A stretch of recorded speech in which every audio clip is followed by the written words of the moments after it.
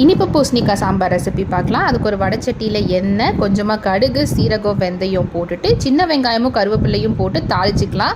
இந்த தாளிப்பை நீங்கள் கடைசியில் கூட பண்ணிக்கலாம். இது கூட நீள்வாக்கில் கட் பண்ணி வச்சுருக்கிற இன்னும் கொஞ்சம் சின்ன வெங்காயம், ஒரு தக்காளி, ஒரு பச்சை மிளகா போட்டுட்டு நல்லா வதக்கிக்கலாம். இந்த சின்ன வெங்காயம் ஒரு கைப்பிடி அளவுக்கு இருக்கும். இது போட்டுட்டு நல்லா வதக்குனதுக்கப்புறம் நம்ம கட் பண்ணி வச்சுருக்கிற இனிப்பு பூசணிக்காய் இருக்கு இல்லையா, அதை போட்டுக்கலாம். இந்த இடத்துல நீங்கள் எந்த காய் வேணாலும் சேர்த்துக்கலாம்.